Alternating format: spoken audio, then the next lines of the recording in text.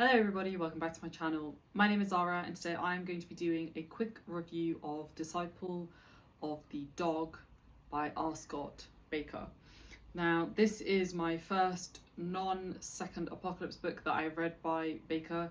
He's written a bunch of non-fantasy books and I was really intrigued to see what his writing is like outside of fantasy because I love the Second Apocalypse so much. If you haven't seen any of my reviews, definitely go check them out. I have reviews for every single book out. And so I wanted to see what his writing was like outside of that. So I picked up Disciple of the Dog because I kind of like the vibe of it. It's this kind of mystery thriller where this man is essentially helping this family find their daughter. That is the kind of core premise of the book. Very simple kind of thriller plot with some interesting characters. Now the main character that we follow is a man called Disciple Manning. Disciple Manning has the ability to recall every single conversation that he has ever had. And not just the context of that conversation, but the way the conversation made him feel, the way the meeting went down, like everything about that conversation, he will remember it. So it gives him this kind of very interesting and unique edge over other kind of private investigators that I thought was really interesting. And with that in mind, I'm now going to go into my review. Now, I was a little bit nervous because I'm always nervous just reading authors that write across multiple genres. I think, like with any skill, you build a certain level of expertise and skill when you focus on one specific thing. And I think when it comes to writing, that's obviously in the genres that you write. The skills that you need to write a romance will be very different to write a dark fantasy book, in my opinion. And so I was a little bit nervous. The thing that I really liked about this book, most out of anything else, was the vibe and the atmosphere of the book. It gives me the feel of a grimy noir thriller, almost gives me True Detective season 1 vibes, and I loved it for that reason. I was really captured at the start of the book. I loved the whole kind of atmosphere of the book. It just felt like something was off. It felt like it was dirty. Like it just didn't feel right. And that's exactly the type of vibe that you would want for this type of book, because it's a mystery and you want to feel like you're on the edge of your seat. And he definitely achieved that feeling with the world building and with the characters that we have in play. That brings me on to the next thing that I liked, and I really did enjoy the main character of Disciple Manning. I quite liked being in his head. I did have one major issue with Disciple Manning as a character, and that was the way that he talked about women. Now, the role of women in Bakker's books has come up a lot, and I have been a staunch defender of the way that Bakker has captured women in his books. A lot of people criticize him in the Second Apocalypse, saying that the way that women are treated is very gratuitous and it's very violent, very aggressive, and it represents them in a way that isn't particularly favourable.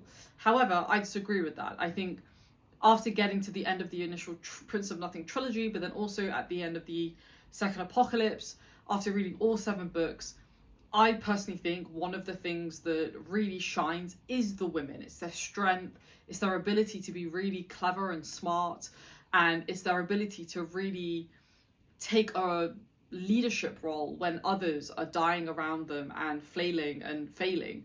And I think the women really stand out for that reason. So I've been a huge defender of him for that reason. In this book, I did not like the way that he handled the role of women. We have a few female side characters. There's one particular female side character that I just did not enjoy. I think you could have removed her from the entire book and it wouldn't have changed the book at all. I think she adds to the grimy feel of the book, but I just didn't like the way that we were in his head and he's constantly sexualizing her. And I don't know, as a woman, I don't want to read that. I don't want to read, how much this guy is infatuated with this woman. Like, I really don't. And that was something that really affected my overall experience of the book, because it's quite a big part of the book, unfortunately. It's not something that you can really overlook or escape from because it's such a big feature. That kind of rubbed me up the wrong way, if I'm being honest. But like I said, I do think it adds to the overall narrative. I just personally didn't like it. And I'd be really curious to see how other people thought about that specific aspect in general, especially if you've read the Second Apocalypse as a contrasting point. The other characters, I'm not going to name any of the characters because really I do think Disciple Manning is the star of the show. But I think some of the character interactions were quite interesting. I think the fact that he has this really interesting power and we kind of get his inner thoughts as he's speaking to suspects and to other people who know the girl that is missing. We kind of get his detective hat on as well, and it kind of puts you into detective mode too, because you start to kind of pick up on things as well, which I thought was quite cool.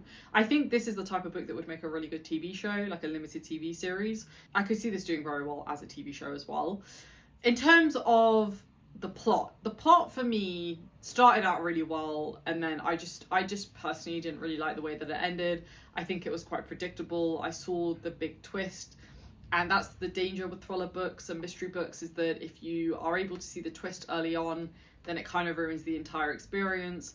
And I saw it pretty early on as well. And I've said this many times before, I'm not one of those people that has to keep guessing, and I don't really care, to be honest, but I think sometimes I pick up on certain cues and then I'm like, yeah, that's the thing that's going to happen. And that's exactly what happened in this case. So that did kind of also ruin the overall enjoyment, because I would have preferred to have been kept on my toes the entire time. But I kind of accept that when I'm reading a thriller, that might happen, that there's quite a high chance of that happening. So overall, I think this book was pretty good. I think the writing was pretty solid. I think because we're in this first person perspective, it's very casual, it's very colloquial, it feels very intimate because you're in this guy's head. So I really like that. But the downside of that is that I didn't actually like being in his head for part of it because of the way that he would talk about certain characters in the book, and that just rubbed me up the wrong way. And I think given the plot issues as well that I personally had, I just didn't think it was particularly life-changing. Like, I think the second apocalypse has definitely changed my life and has definitely changed my kind of idea of what is good writing.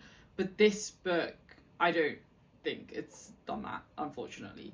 I think it's one of those books that is good to read if you're looking for a little palate cleanser. It's not that long. I think it's about 250, 300 pages and it reads pretty quickly. So if you want like a quick mystery thriller book, then this could be the one for you. But like I said, I don't think it's going to be one that changes your life, so just bear that in mind. I gave this book a 3.5 stars. I think I gave it a 3.25 stars actually. That sounds more reasonable, which is a bit disappointing. I would have expected higher for a Bakker book, but I will be reading Neuropath at some point, maybe later this year. If not this year, definitely next year, because I really like the premise of that one, to keep an eye out for when I do read and review that. And I'm curious if anybody else has picked this up. Don't really know anybody who's picked up this book, so if you have, let me know down below what you thought of it and whether you caught the twist at the end.